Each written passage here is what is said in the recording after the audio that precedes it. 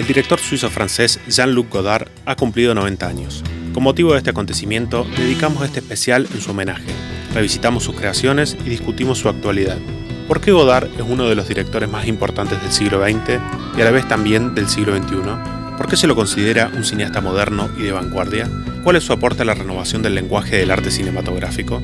Director, pero a la vez filósofo, ensayista, poeta, político e historiador, produjo una obra desmesurada, inclasificable, pero crítica y profundamente política, que cuestionó el legado del cine clásico revolucionando sus formas e indagando permanentemente en un decir otro, siempre anhelante de una sociedad por venir, sin clases. Para reflexionar sobre estas cuestiones y otras, conversamos con Roger Cosa, Lucía Salas, David Aubiña y Eduardo Gruner. A pantalla revuelta, buscamos el cine que no elige el algoritmo. On cherche le cinéma qui ne choisit pas l'algorithme. Jean-Luc Godard. 90 años de Jean-Luc Godard. Jean-Luc Godard. Jean-Luc Godard. Jean-Luc Godard. Jean-Luc Godard. Yes, of course. Roger Cosa es crítico de cine, columnista en La Voz del Interior y revista Enya. Conduce el programa de televisión El Cinematógrafo en Canal 10 de Córdoba y junto a Fernando Peña, Filmoteca en la TV Pública. Es jurado y programador en diversos festivales internacionales de América y Europa. Lucía Salas es crítica, sonidista y postproductora de imagen. Colabora en distintas publicaciones especializadas de cine y es parte del staff de la revista La Vida Útil. David Aubiña es periodista, crítico y guionista. Es doctor en letras por la Universidad de Buenos Aires, dicta clases en la Universidad del Cine y dirigió la compilación Jean-Luc Godard, El pensamiento del cine, entre otros libros sobre el quehacer cinematográfico. Eduardo Gruner es sociólogo, ensayista y docente universitario. En la década de 1980 dirigió la revista de crítica Cinégrafo. Colabora en distintas revistas y es parte de la compilación Jean-Luc Godard, El pensamiento del cine. ¿Cuáles son las características sobresalientes del cine de Godard? ¿Por qué se lo considera uno de los directores más importantes del siglo XX y a la vez del siglo XXI? Sin duda, Godard tiene una importancia fundamental en el cine en tanto perteneciente a un movimiento multifacético y plural que se dio entre fines de la década del 50 y los primeros años de la del 70, es decir, redondeando toda esa década del 60, que es como un gran segundo movimiento de vanguardia cinematográfica. Digo segundo porque yo considero el primer movimiento el soviético de los años 20, ¿no es cierto? Pero en los años 60 se da esta suerte de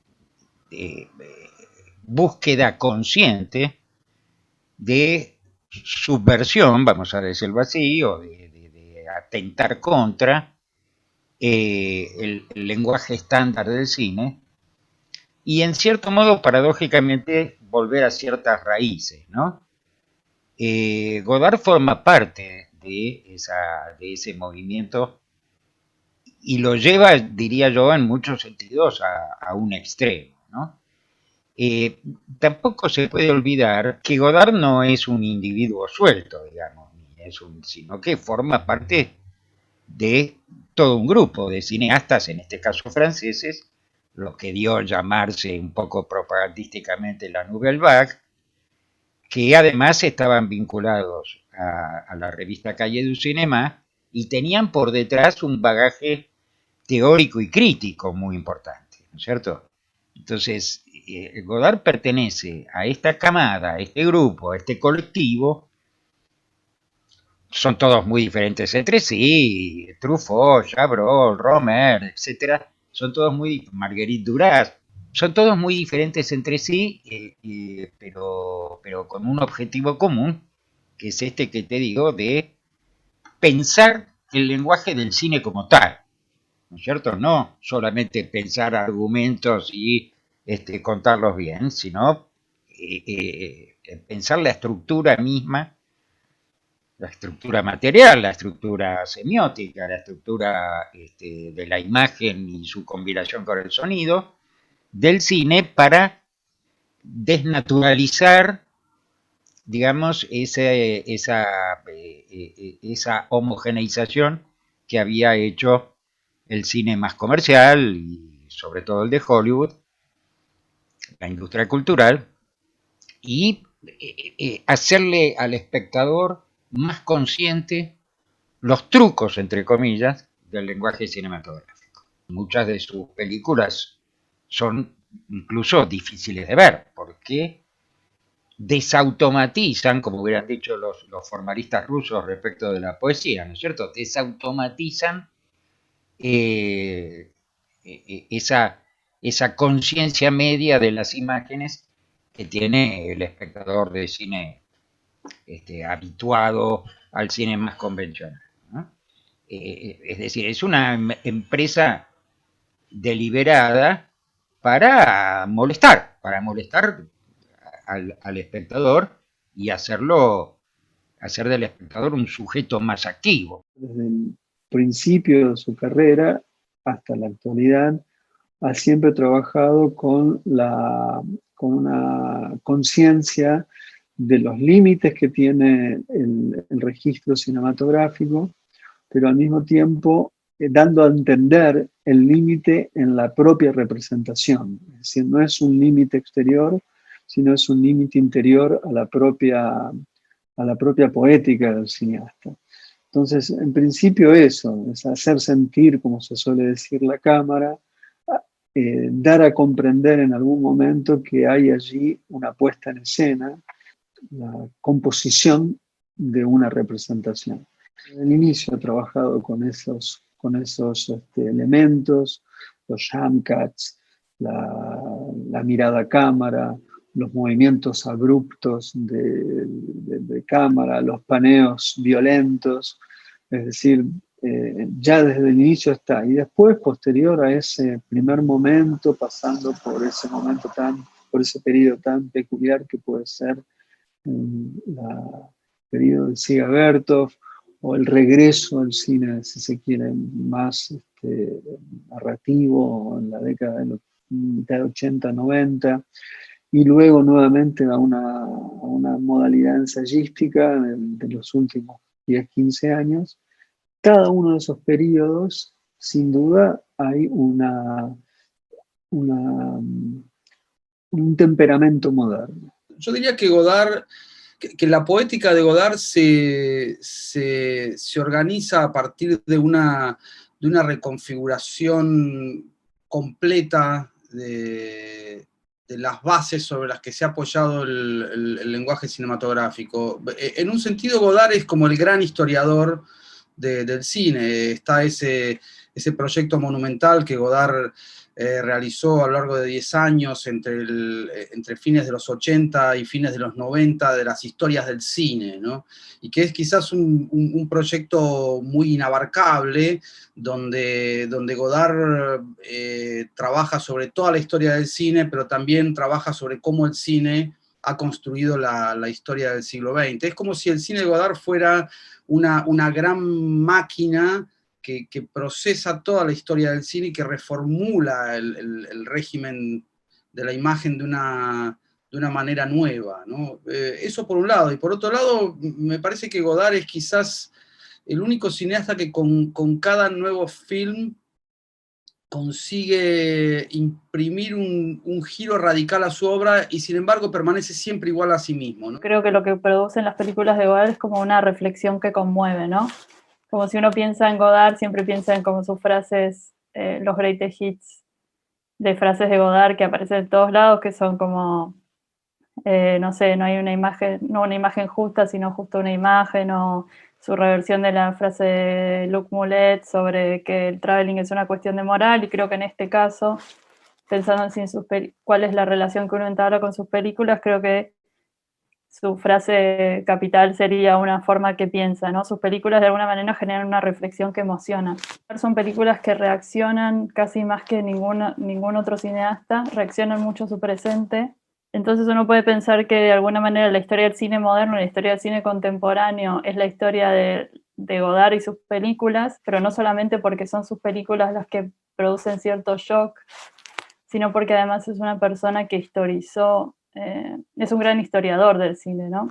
Godard decía respecto de los cineastas de la Nouvelle Vague: nosotros somos los primeros cineastas que sabemos que Griffith ha existido, ¿no? Con lo cual quería decir, somos los primeros cineastas que sabemos de historia del cine. Sabemos que el cine empieza con Griffith, pero también decir que sabemos que Griffith ha existido quiere decir, sabemos que en realidad Griffith no es el comienzo en el sentido de la revelación de una esencia del cine, sino que en realidad en Griffith lo que comienza es un determinado modo de representación que se volvió dominante y que parecería ser como la naturaleza del cine, pero también somos los primeros cineastas que nos damos cuenta de que ese modelo también puede ser deconstruido, ¿no? Respecto de los cineastas que Godard admira, bueno, por un lado siempre se menciona a los obvios, ¿no? Rossellini, Renoir, que eran como los dos grandes padres de la Nouvelle Vague, ¿no? Pero también está, por otro lado,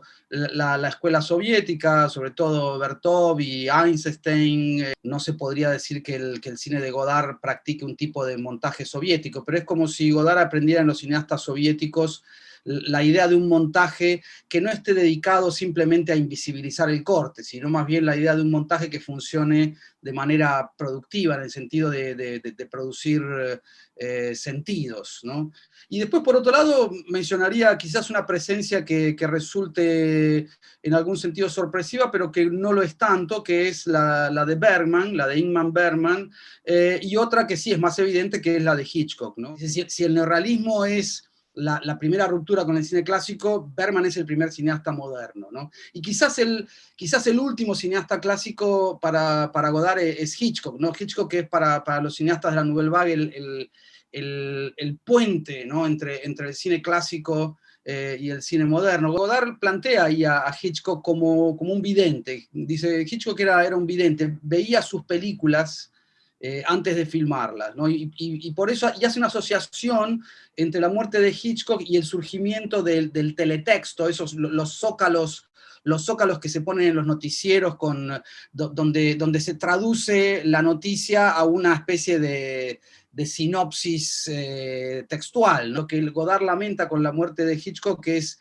la desaparición de una forma de reflexión puramente audiovisual, ¿no? Y cuestiona que con el teletexto, las imágenes del noticiero, pero uno podría extenderlo al cine en general, o al universo audiovisual en general, empiezan como a convertirse en una mera ilustración de un texto que es anterior y que es exterior, ¿no? ¿Cómo se presenta el problema de la representación en relación a los términos vanguardia y política?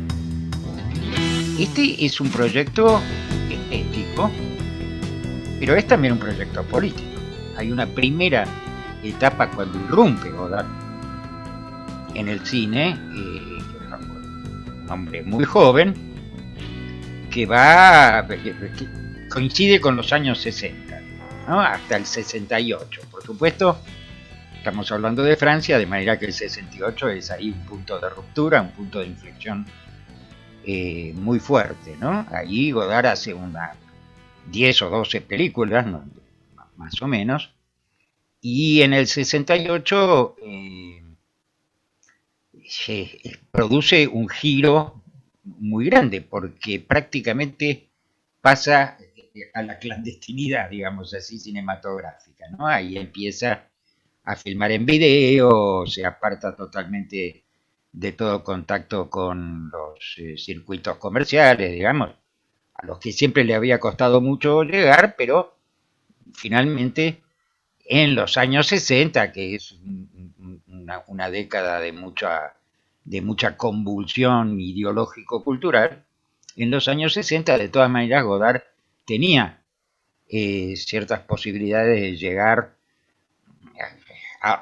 no vamos a decir al gran público, pero a un público de cierta amplitud, público más intelectual, más de izquierda, más preocupado por las cuestiones culturales, en fin.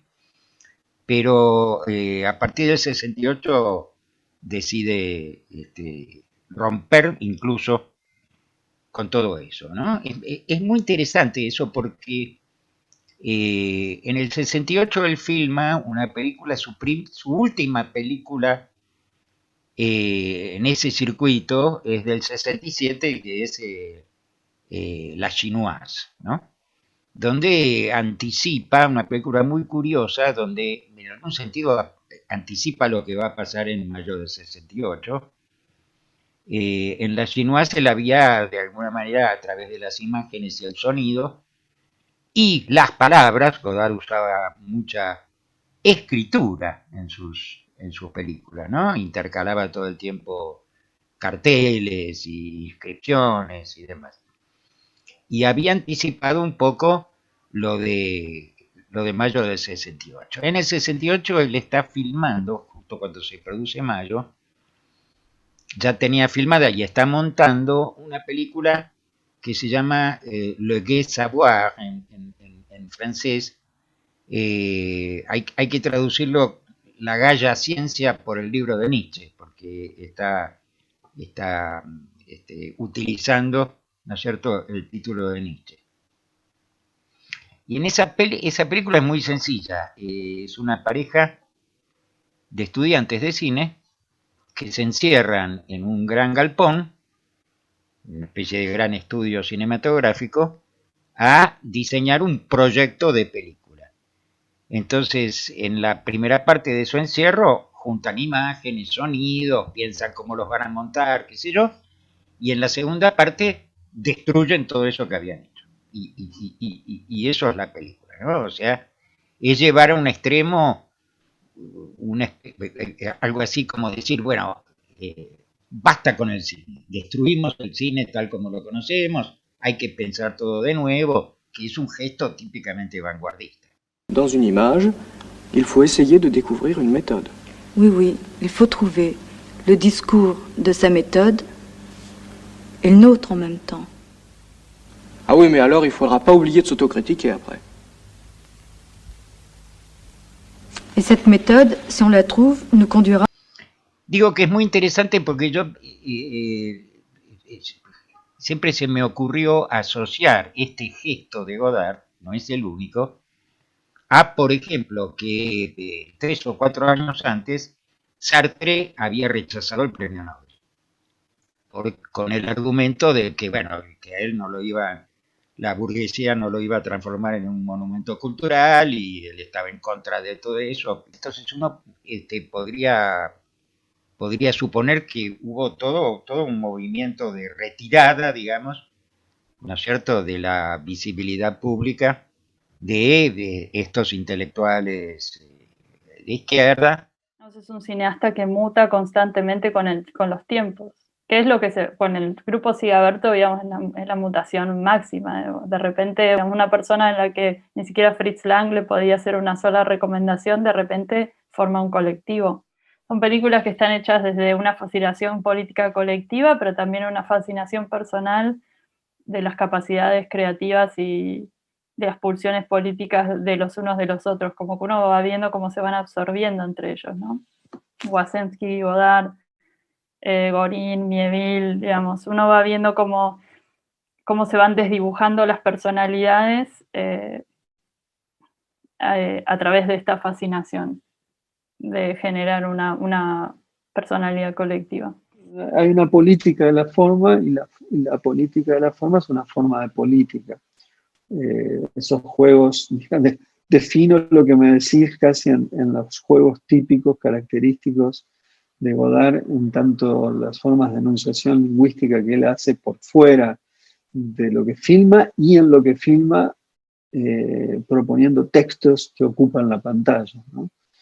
Esto es muy común de las formas de filmar. O sea, cuando uno confronta con historias del cine, son tantas las pistas sonoras como los textos en pantalla, como las imágenes que se cruzan con los textos, con las imágenes y los sonidos, de tal modo que hay una configuración tripartita entre signos escritos, signos que surgen de las propias las imágenes como signos, y en tercer lugar el audio, que no necesariamente duplica lo que el signo escrito en la pantalla. O sea que allí tenemos una triple dimensión de juegos de signos.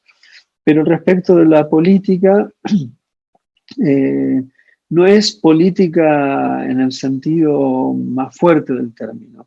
En esa política de la forma todavía no necesariamente habría que identificarla con una política en un sentido fuerte, por ponerlo en términos de la izquierda y la derecha, el progresismo y lo reaccionario, o lo progresista y lo reaccionario, es decir, eso vendría después. Claramente Godard es un cineasta que se identifica en cierta medida con elementos, si se quiere, progresistas o de la izquierda, o que ha variado a lo largo del tiempo.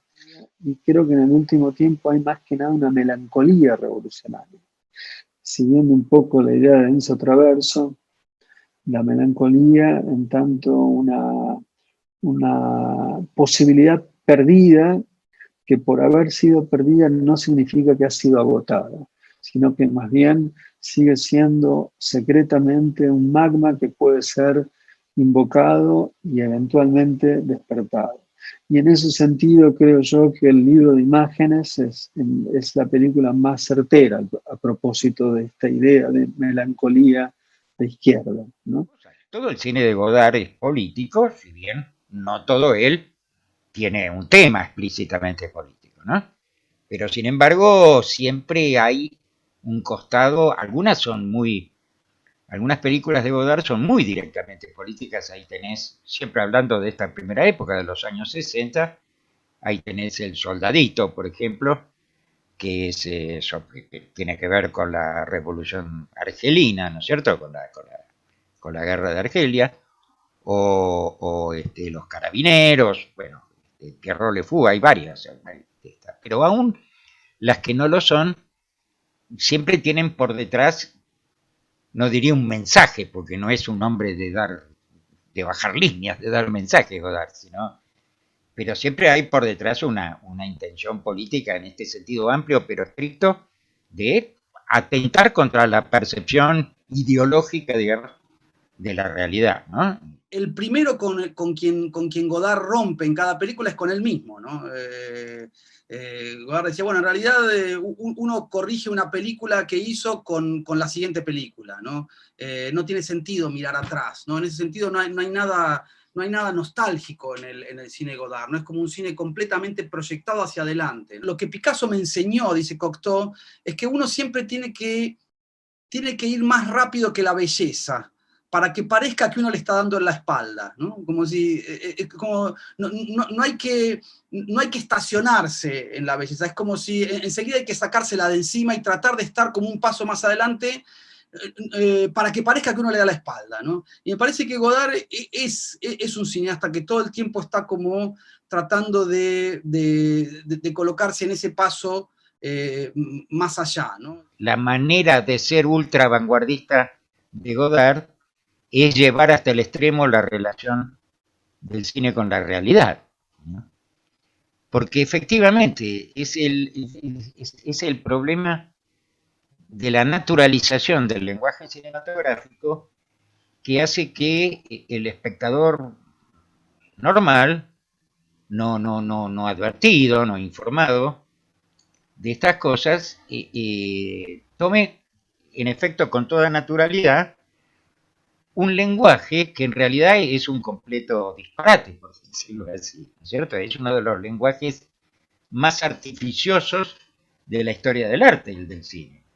Godard, al igual que Pasolini, que contemporáneo de Godard es otro gran teórico del cine, entre otras cosas, dicen, bueno, hagamos patente esto, no sigamos engañando al espectador, ¿no? Y permitamos que advierta plenamente, que se haga consciente, para decirlo como un psicoanalista, hacer consciente lo inconsciente cinematográfico, ¿no?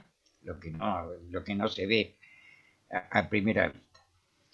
Entonces vos tenés, por ejemplo, en una película de Godard, creo que es Vivir su vida, la protagonista, que es una prostituta, entra en un café de París y se sienta en la barra del café, sobre un taburete, al lado de un señor que resulta ser un filósofo que está ahí tomando un café, que es él mismo, ¿no es cierto? Un filósofo que se llamaba Brice Perrin, muy amigo de Sartre, por cierto, que hace de sí mismo en la película de Godard. Bueno, y entran en una conversación casual. Entonces Godard pone la cámara, ellos están los dos, como te digo, sentados a la barra, mirándose frente a frente. Godard pone la cámara en el taburete vacío que está al lado de la chica esta, ¿no es cierto? Y enfoca desde ahí.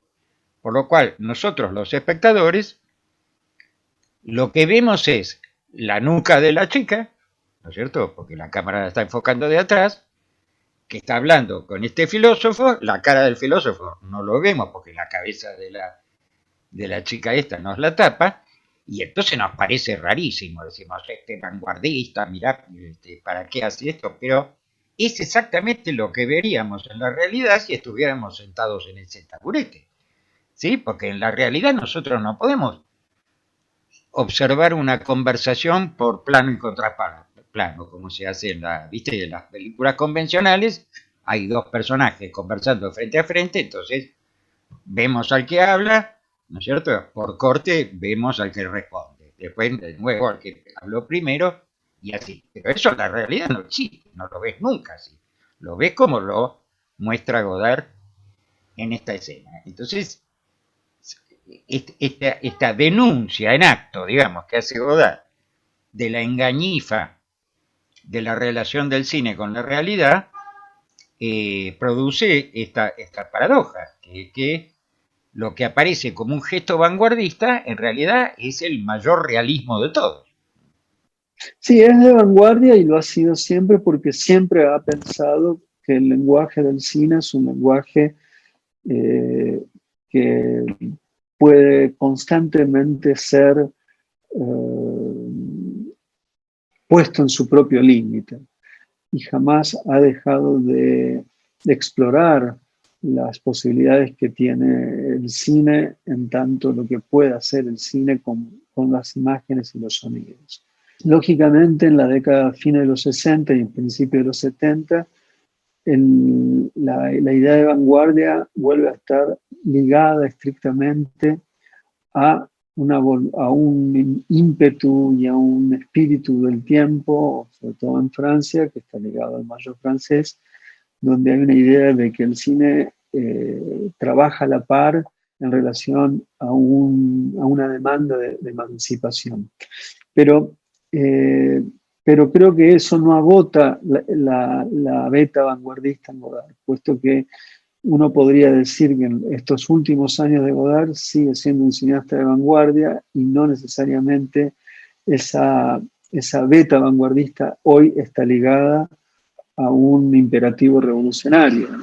Más allá de que quizás para el propio cine haya en su paso, es decir, en el paso de Godard en el siglo XXI, en la transición de Godard del cine analógico al cine digital, haya en esa transición signos que podrían pensarse en un sentido menor de revolución, en una revolución del lenguaje del cine. ¿Cómo se configuran los distintos periodos en la producción de Godard?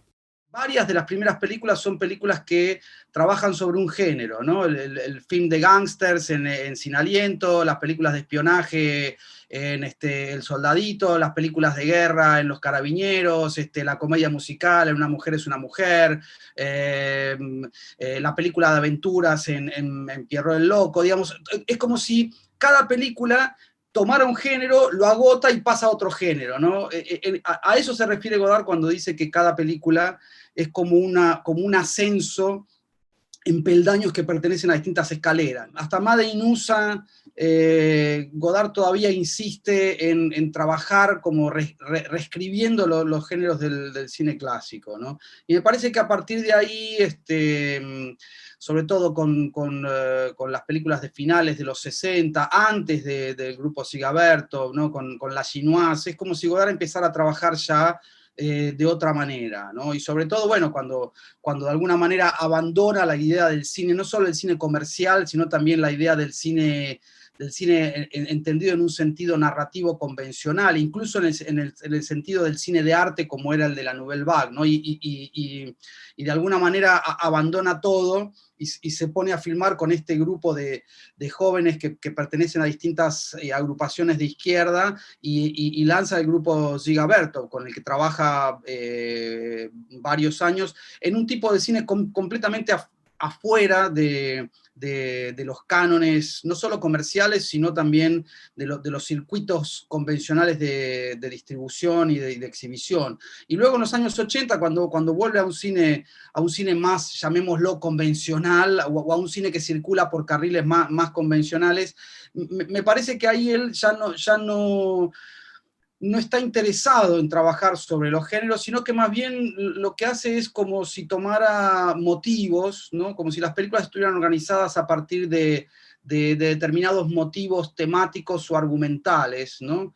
Que Godard explora en un sentido más bien trabajando sobre las resonancias poéticas que pudiera tener cada motivo. Quizás el caso más claro es Carmen. No es una adaptación de la novela de Mérimée, no es una adaptación de la ópera de Bizet, es como si Godard tomara simplemente el núcleo argumental, ¿no? La ladrona que se enamora del policía, y en realidad lo que explora son más bien todas las resonancias que hay alrededor de ese tema como motivo argumental. Y estaría por último quizás el periodo del último Godard, que todavía sigue, ¿no? Creo que ya ahí directamente no hay tanto una separación por géneros, por temas o por películas, sino que es más bien como si todas las películas que hace abastecieran una misma gran película. En realidad el cine clásico era un cine de temas. Y el cine moderno, en cambio, el cine que vino a romper con ese cine clásico a partir del neorrealismo, de la Nouvelle Vague, era como un cine ya no de temas, sino un cine a partir de situaciones singulares, ¿no? Me parece que ya en los últimos 20, 30 años, ya las películas de Godard no son películas ni películas de algo, ni películas a partir de algo. Son películas con materiales, ¿no? Es como si Godard hubiera abandonado la narración, hubiera abandonado ese tipo de trabajo poético con la narración que tiene el cine moderno, y se acercara mucho más a la idea de un cineasta ensayista, ¿no? Godard varias veces adaptó, como se dice, textos literarios, ¿no es cierto? Por ejemplo, Vivir su vida, que citábamos hoy, es una versión muy libre de una novela de Émile Zola que se llama Naná, ¿no? Una novela de fines del siglo XIX, que es efectivamente la historia de una prostituta, una historia trágica. Y hay una película que es una de mis favoritas, que es El desprecio, que es una novela de Alberto Moravia, del escritor italiano, ¿no? Y entonces es extraordinario lo que hace Godard ahí, porque es una película sobre una película, es decir, lo que muestra es lo que se llama una construcción en abismo. Lo que muestra la película de Godard es la filmación de una película sobre la Ilíada de Homero, ¿no? Entonces esa película tiene muchos actores italianos, que hablan en italiano. El director de la película es un director alemán que es Fritz Lang, haciendo de sí mismo, ¿no? Fritz Lang, el gran expresionista alemán. Bueno, la pareja central son Michel Piccoli y Brigitte Bardot, que son franceses, y otro de los protagonistas, que es el productor de la película, es Jack Palance, que era norteamericano, ¿no? Bueno, entonces Godard había dado la instrucción de que todos estos actores y actrices que pertenecían a diferentes nacionalidades hablaran en su lengua y no hubiera subtítulos. No lo pudo imponer. Los distribuidores y la producción le dijeron no. Contra el sentido común, que dice que la imagen es universal, que cualquiera puede entender las imágenes, al revés de lo que pasa con las lenguas, ¿no es cierto? Él decía que no, que las imágenes también son nacionales, son de clase, son bueno, son de género, podríamos incluso decir hoy, ¿no? Entonces, no es lo mismo la imagen hablada en cualquier lengua. Él establecía esa conexión. Y entonces, bueno, nada, trataba de mostrar de desnudar, digamos, y denunciar esta artificialidad del cine convencional. Silenzio, on tourne. Silenzio, si gira. Silenzio. Camera. Moteur. Motore. Partito. Check. Odissea 14.702 prima.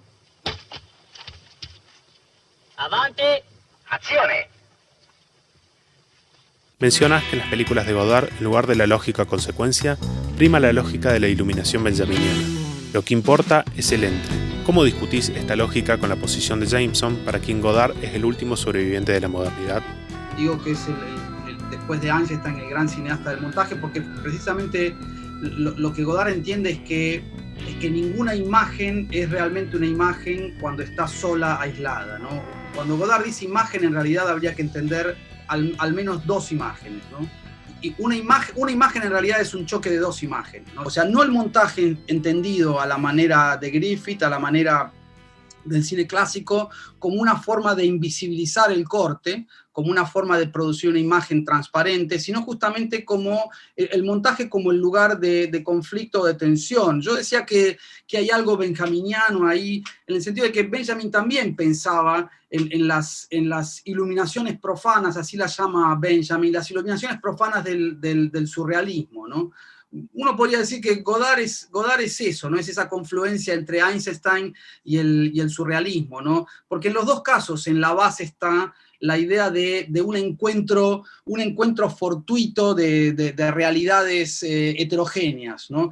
Tan tempranamente como en Pierrot Le Fou, hay una escena donde Belmondo está tomando un baño, está recostado en la bañadera y está leyendo, si no me equivoco, si no recuerdo mal, está leyendo un texto de Elie Ford, el famoso historiador del arte, sobre Velázquez, ¿no? Y Belmondo lee una frase ahí del libro donde dice, bueno, al final de su vida, Velázquez ya no pintaba cosas definidas, sino que lo que pintaba era lo que está entre las cosas, ¿no? El intervalo entre las cosas, ¿no? Y uno podría pensar que el cine de Godard todo el tiempo trabaja sobre ese intervalo entre las cosas. No son las cosas en sí, no son las imágenes en sí lo que importa, sino que importa el entre, ¿no? El chispazo que surge, esa iluminación profana que surge cuando dos imágenes se ponen en contacto. En realidad, cuando digo dos imágenes, uno podría pensar cuando dos cosas cualesquiera se ponen en contacto, ¿no? Velázquez est le peintre des soirs, de l'étendue et du silence. De nuevo, para mí un ejemplo muy claro de eso es lo que Godard hace en Carmen, ¿no? Donde él toma una historia que se supone que es conocida, y entonces como esa historia es conocida no hace falta volver a contarla. Entonces Godard se dedica a explorar como las resonancias en un sentido poético de ese núcleo argumental. Todo el tiempo Godard mezcla esa situación de los dos personajes con imágenes de las olas del mar en la playa que van y que vienen, imágenes de los autos en una autopista a la noche, donde se ven por un lado las luces rojas y las luces blancas de los autos que avanzan en distintos sentidos, los trenes que se cruzan, es decir, que hay una serie de conexiones donde uno podría decir, bueno, no es que Godard utiliza todo eso para ilustrar ese amor tan friccionado entre Joseph y Carmen. En realidad es como si Godard nivelara todo, y lo que construye es eso, ¿no? Construye una serie de sentidos mutantes, ¿no? Como una especie de multidireccionalidad poética, ¿no? También hay algo de adorniano, ¿no? en Godard, en el sentido de ese texto de Adorno sobre el ensayo. Adorno tiene un texto muy lindo sobre el ensayo como forma, ¿no? Y lo que Adorno dice es que, bueno, el ensayo es un tipo de género particular donde en realidad el argumento se va desarrollando un poco de manera circular, ¿no? El ensayista va dando vueltas siempre sobre el mismo tema, pero cada vez lo va ensanchando, lo va profundizando, lo va complejizando, ¿no? No es un desarrollo lineal como en una narración, sino que el ensayo tiene ese desarrollo un poco circular o espiralado, ¿no? Donde en realidad el argumento nunca es convincente el argumento del ensayo nunca es convincente de entrada, sino que se va haciendo convincente a medida que va avanzando. Mencionas que en las películas de Godard, en lugar de la lógica consecuencia, prima la lógica de la iluminación benjaminiana. Lo que importa es el entre. ¿Cómo discutís esta lógica con la posición de Jameson, para quien Godard es el último sobreviviente de la modernidad? ¿Cómo se relaciona con los conceptos de fragmentación y totalidad? No me parece que haya ahí, como dice Jameson, una especie de totalidad cerrada, ¿no? En el sentido de una mónada. Me parece que Benjamin que Godard es un cineasta más benjaminiano, ¿no? Vos mencionabas el libro de los pasajes de Benjamin, y Benjamin tenía como esa fantasía, lo dice en algún lugar, y ese libro de los pasajes de alguna manera es eso. Benjamin tenía la fantasía de hacer un libro hecho enteramente de citas, ¿no? Y uno podría pensar que en realidad el último Godard, desde Historias del cine para acá, el último Godard es eso, es la realización del sueño benjaminiano, ¿no? O sea, Historias del cine es una película hecha de citas. Sontag dice del estilo de Benjamin, que es algo así como un estilo de orfebre. Sontag dice, bueno, debía ser un martirio componer el texto de la manera en que lo compone palabra a palabra Benjamin, ¿no? Y las últimas películas de Godard son películas muy laboriosas, son películas que llevan muchísimo tiempo de elaboración, ¿no? Trabaja realmente como un orfebre o como un monje ahí encerrado en su estudio, o como un alquimista, ¿no? Probando un plano al lado de otro. Trabaja de esa manera, ¿no? Trabaja con fragmentos. Y por supuesto que hay ahí una totalidad, pero me parece que no es una totalidad cerrada, sino que es una totalidad muy dinámica, permanentemente abierta, ¿no? Y por eso estoy de acuerdo también con lo que dice Rancière, porque yo creo que efectivamente cuando Godard fragmenta, desune y reúne. El sentido del montaje godardiano o eisensteiniano tiene que ver con que lo que se pone en conexión tiene la misma valencia de atracción que de rechazo. Es lo que Rancière define como esas dos formas de la fragmentación, ¿no? La forma dialéctica y la forma simbólica, dice Rancière, ¿no? Lo que sería la forma dialéctica es ese tipo de contacto que al producirse genera la extrañeza de lo familiar, mientras que la forma simbólica sería la producción de la familiaridad de lo extraño. La famosa secuencia en Dos o tres cosas que sé de ella, donde un personaje revuelve la taza de café, y entonces la cámara se acerca a la taza de café, y en algún momento la negrura del café, donde dan vueltas la espumita del café, de pronto parece una especie de Vía Láctea, ¿no?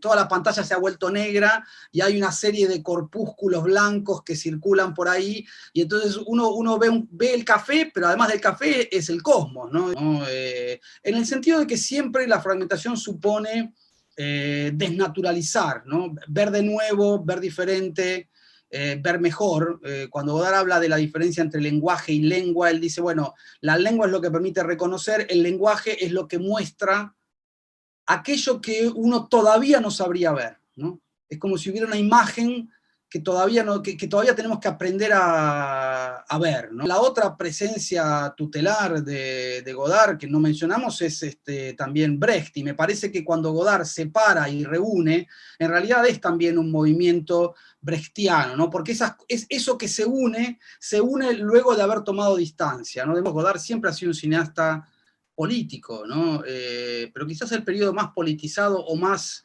militante que él realiza con el grupo Siga Bertov, uno podría realmente hacerlo empezar con La Chinoise, ¿no? Y ese periodo llega hasta Tout va bien, que es una película que aparece firmada por el grupo Siga Bertov, pero en realidad es una película que ya realiza él solo en codirección con Goren, ¿no? O sea que ya el grupo ya en tanto que el grupo ya no existe.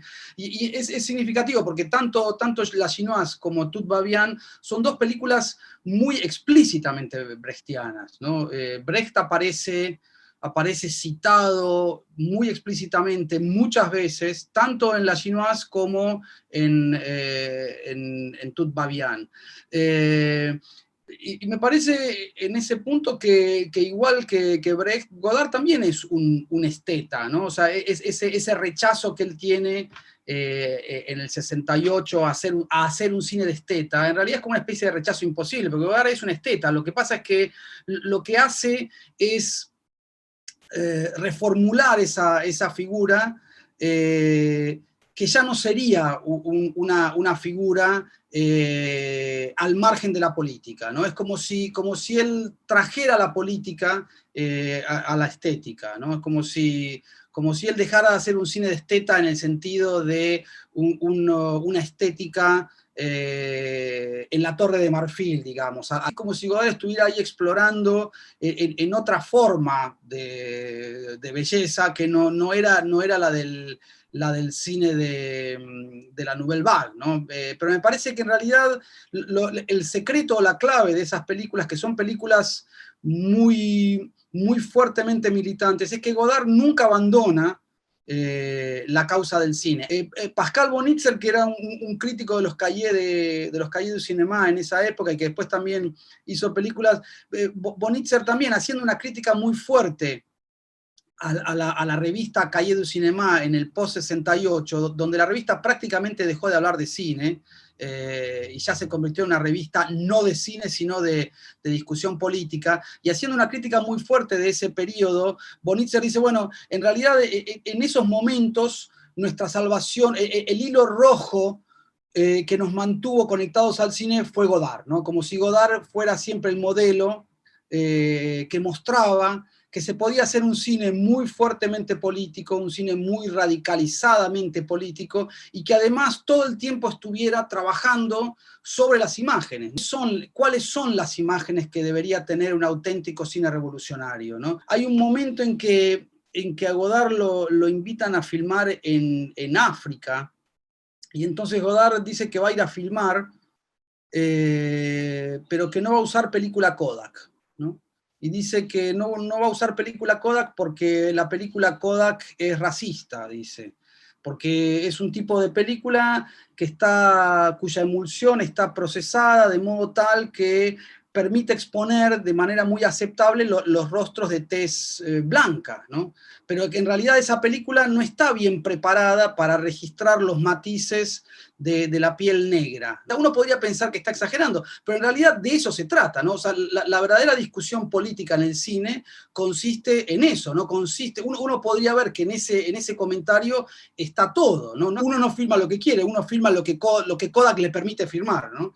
Entonces me parece que ahí hay toda una discusión que es tanto técnica como política, ¿no? Y me parece que en realidad uno de los grandes hallazgos del Godard más político, del Godard más militante, es no dejar nunca de discutir sobre política, no dejar nunca de discutir sobre la revolución, pero al mismo tiempo no dejar nunca de discutir sobre lo político que hay en la técnica, ¿no? Marcelin Pleinet, un historiador del arte, plantea esa cuestión en una entrevista que le hace en 69, 70, ¿no? La idea de que, él dice, en realidad, antes de discutir si hay películas burguesas y películas revolucionarias, habría que discutir si la cámara no es un aparato burgués, porque Pleinet dice, bueno, en realidad la cámara está pensada para reproducir la perspectiva artificialis del Renacimiento, donde todo el mundo está organizado de una manera ordenada para ser visto por el buen burgués. Entonces, Pleinet dice, bueno, la cámara es un artefacto que está hecho para reproducir eso. La cámara no reproduce el mundo, la cámara reproduce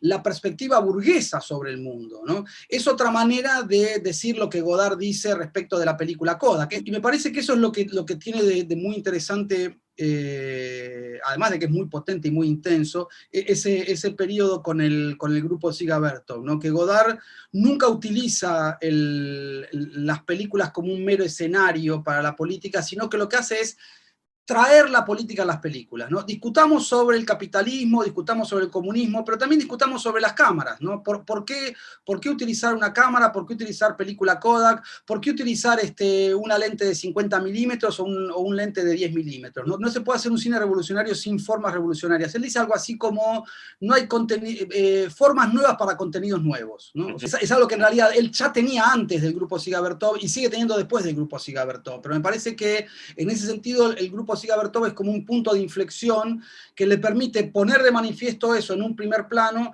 para que luego eso esté todo el tiempo detrás, ¿no?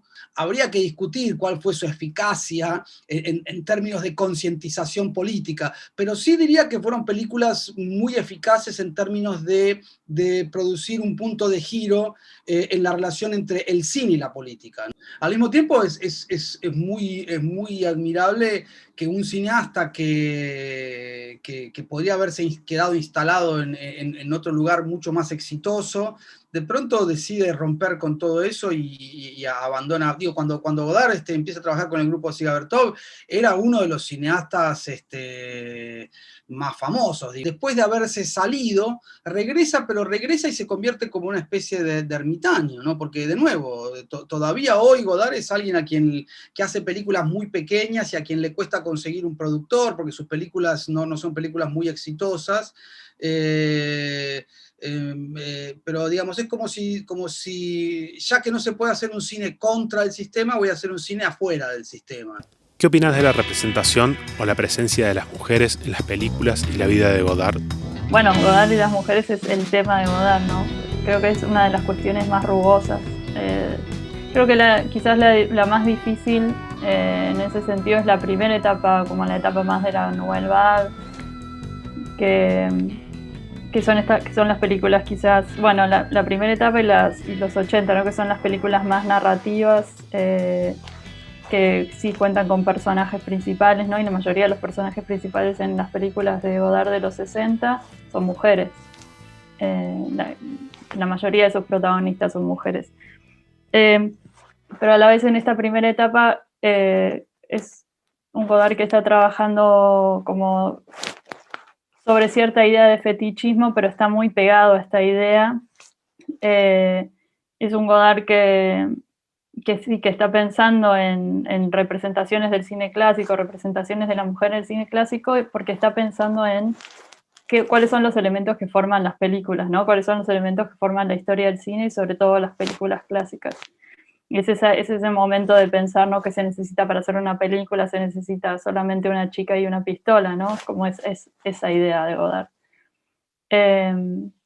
Entonces siempre hay como una especie de tira y afloje con tener cierta distancia crítica con esa idea de fetichismo, con esa idea de quiénes son los sujetos y quiénes son los objetos del deseo, produciendo narraciones alrededor de eso, con también cierta voluntad de trabajar con actores o actrices y trabajar con la fotogenia de las personas, ¿no? Las películas que Godard hace con Ana Karina están fuertemente basadas en la fotogenia de Ana Karina, en el efecto que tiene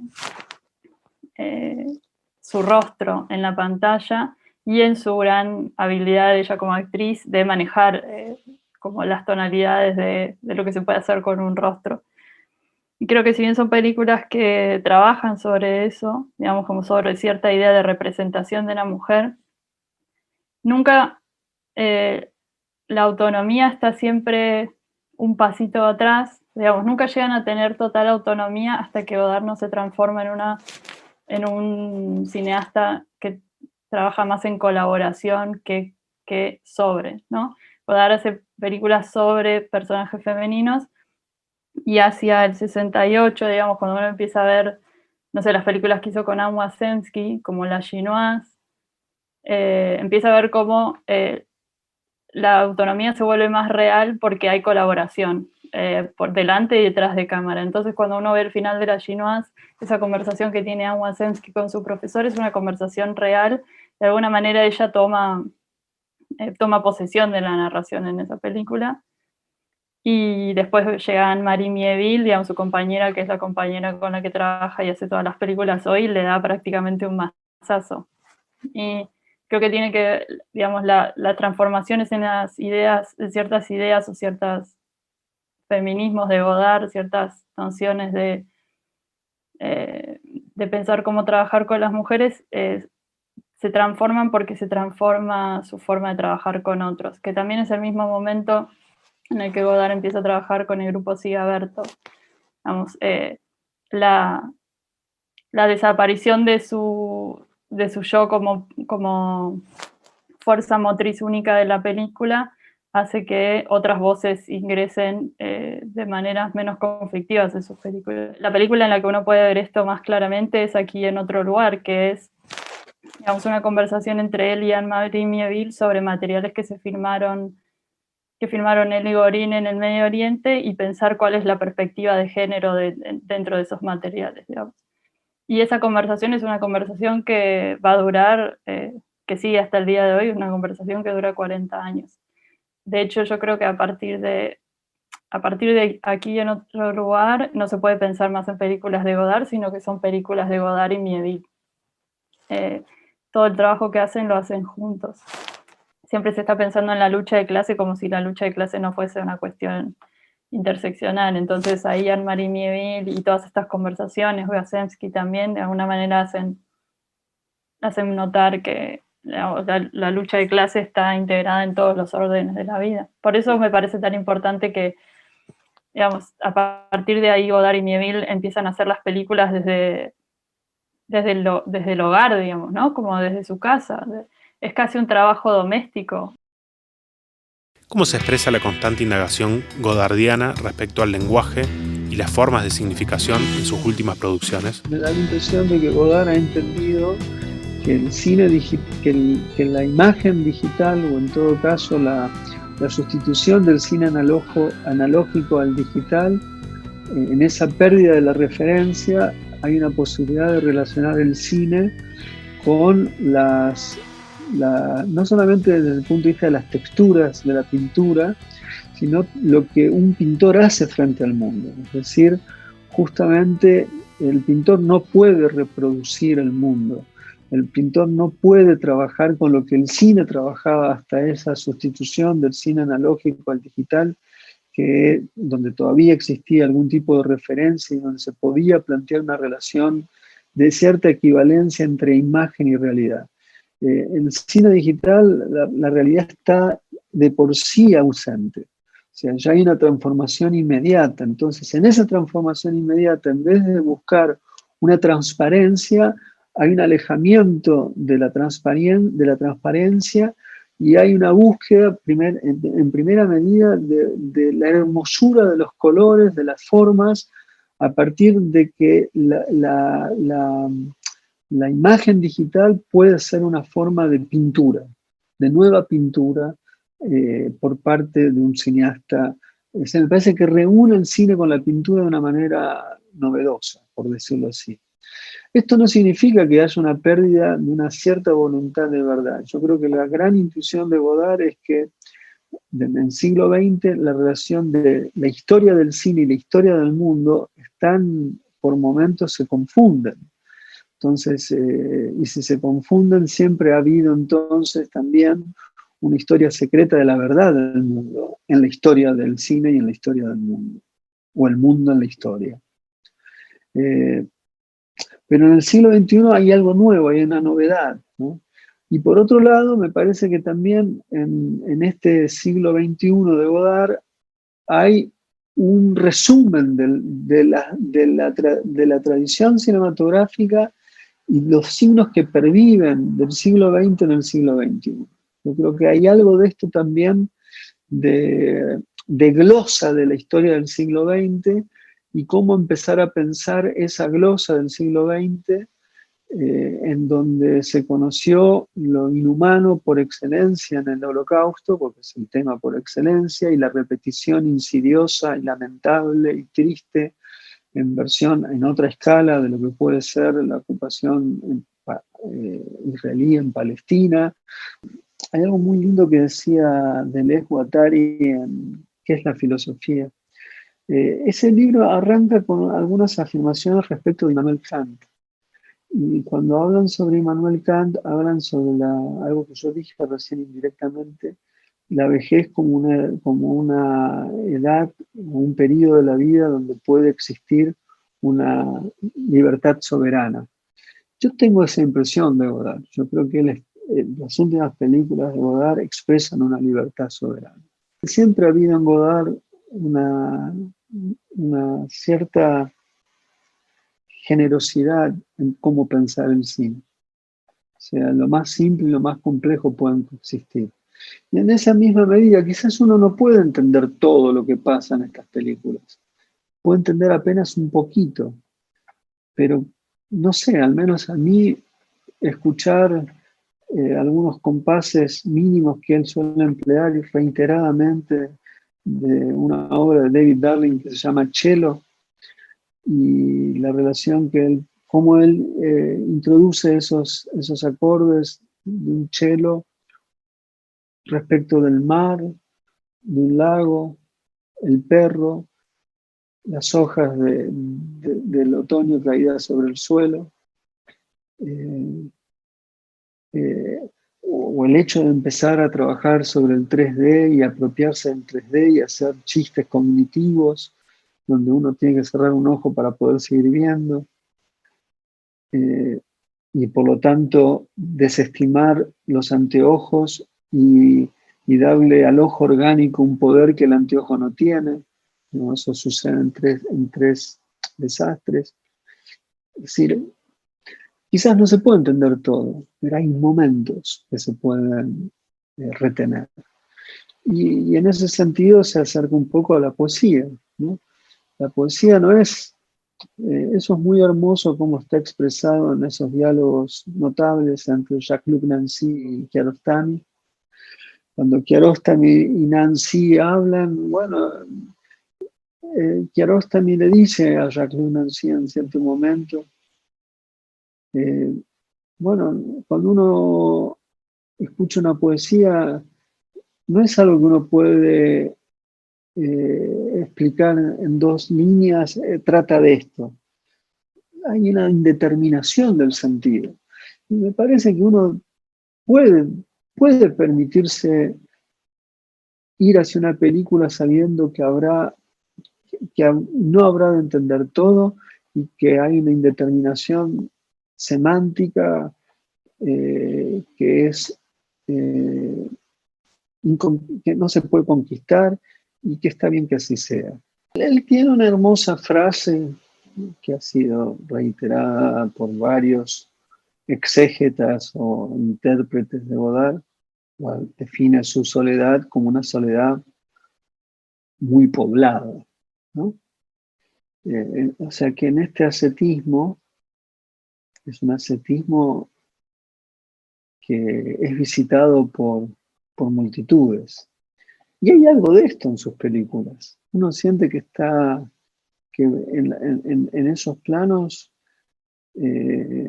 hay muchísimos fantasmas sobre todo del siglo XX. Los estímulos del mundo son recibidos y retrabajados a partir de lo digital de un modo que se desentiende de buscar algún tipo de mímesis respecto de ese mundo, sino que hay una transformación de ese mundo. Lo que sucede con los colores en las películas recientes de Godard, evidentemente no son los colores del mundo, son los colores que solamente pueden ser concebidos así en la era digital de la imagen. Entonces, ahí hay una forma, llamémoslo un impresionismo digital, una forma de trabajar a través de su propia sensibilidad los estímulos iniciales de lo que se ve, de lo que está, pero la transacción, la transformación, la mutación de esos estímulos conlleva una nueva naturaleza de los colores, ¿no? La imagen digital no es enteramente dependiente del registro. El registro es una instancia entre otras. En el pasado no era una instancia entre otras, era la condición de posibilidad de que exista una imagen. Hoy la condición de posibilidad de que exista una imagen no depende solamente del registro. O sea, ya hay un banco de imágenes que está desligada del registro y sobre ese banco de imágenes se puede hacer cualquier cosa. Hay todo un problema que se suscita de eso, que es la relación del cine con la verdad.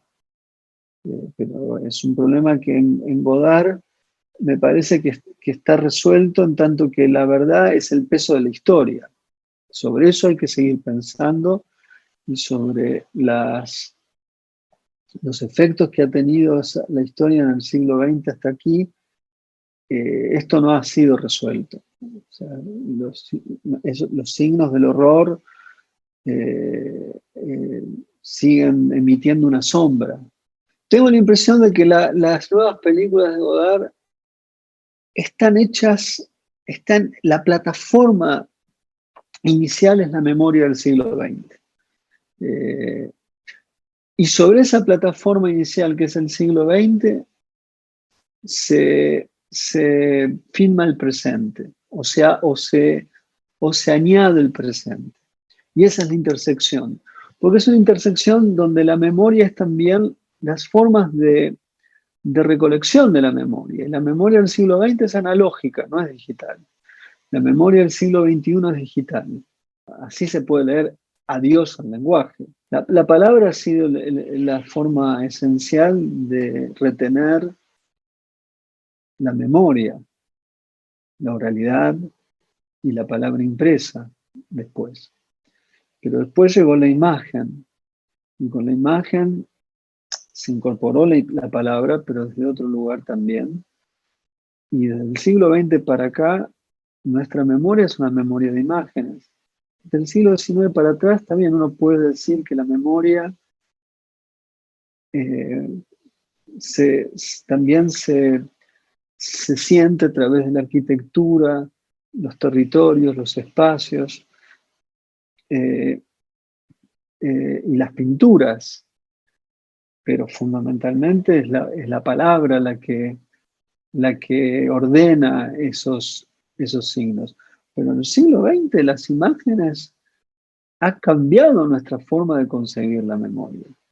Y las imágenes del siglo XX todavía son imágenes nacidas en una relación misteriosa entre la realidad y la cámara. Una película por la cual empezar.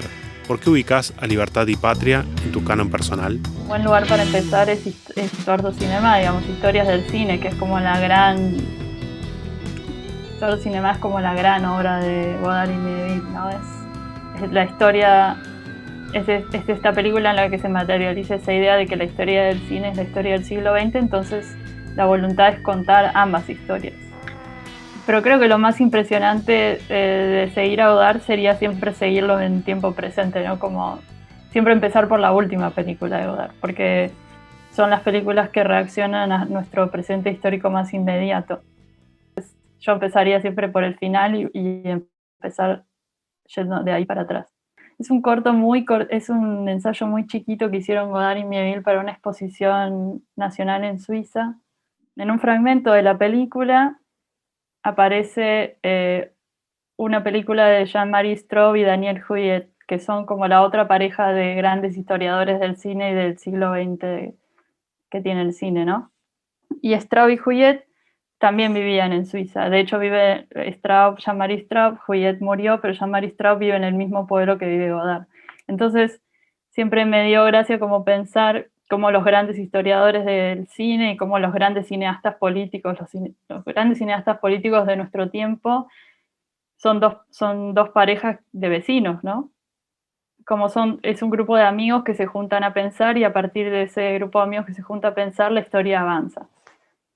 Y de alguna manera ellos, Godard y Mieville, hacen esta película citando o invocando a Straub y Huyet. Y tienen una frase, la película tiene una frase, una cita que dice algo así como, que ella dice algo así como, ella descansa su cabeza en su hombro porque el amor es una carga. Están describiendo como una escena en la cual una pareja está volviendo a Suiza en tren Entonces ella descansa su cabeza en el hombro de él porque el amor es una carga.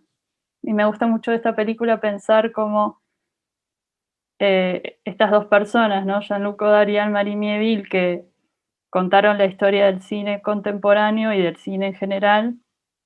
Para ellos el amor funciona como una carga en el sentido de que es casi como un contrapeso, ¿no? Esa carga que hace que la rueda se mueva y funciona casi como un molino, digamos. El amor es esa carga que hace que el trabajo se mueva y ese trabajo es el que mueve la historia. Entonces, de alguna manera, esa idea de descanso del amor es el motor de la historia. Y a la vez es un corto, es una cosa tan chiquita, pero es muy condensada. Creo que de hecho sería una buena idea empezar a ver Godard y Miéville por ahí. Es un corto es una pequeña historia de la pintura y por lo tanto es una pequeña historia de las imágenes y entonces también es una pequeña historia del cine, pero lo que cuenta es la historia de un pintor ficcional, es un pintor inventado, que en realidad es una novela de Ramus, que ellos la adaptan y en esa adaptación se inventan que este pintor, Aimé Page, le encargan una pintura para esta exposición nacional de Suiza del 2002. O sea que ahí es como si a este Aimé Page le encargaran lo mismo que le encargaron a ellos. Entonces traen este pintor, que en realidad es una historia ficcional de principios del siglo XX al siglo XXI, o sea, trazan un arco histórico y cuentan la historia de este hombre que atraviesa todo el siglo XX y llega hasta el 2002. Y el corto de alguna manera empieza con imágenes de las Torres Gemelas derrumbándose, que es de alguna manera como el inicio del siglo XXI. Vers quelle époque on lui a fait cette commande? Je crois l'époque du 11 septembre. Quand tout le monde disait personne n'avait pensé à cela. Oui. Todo el corto es un ensayo sobre cómo no existen las patrias escindidas, sobre todo ni siquiera en Suiza, sino que es una relación, las patrias son como fuerzas en relación y en tensión, ¿no? Entonces están todo el tiempo pensando en Suiza en relación a Francia, en Suiza y el lugar que ocupa en la historia, y cómo eso está todo el tiempo teñido de sus vecinos. Entonces, de alguna manera deconstruyen la idea de identidad nacional a través de su propia idea de identidad nacional que ellos no tienen, y entonces hacen una historia de la pintura suiza, pero en realidad es una historia de la pintura de toda la humanidad. Una historiografía sin melancolía, ¿no? Es como la ausencia total de la melancolía, como que él toma momentos de la historia para proyectarlos hacia el futuro, es como vos decías, como tácticas, ¿no? Como toma la historia como táctica, entonces agarra los fragmentos específicos, porque encima él es muy, digamos, cada imagen en su especificidad, en su contexto, pero sobre todo en la especificidad de su materialidad, y como con eso construye eso que vos decías, como construye una idea de futuro, o qué hacer, ese qué hacer es qué hacer en el futuro. A pantalla revuelta, buscamos el cine que no elige el algoritmo.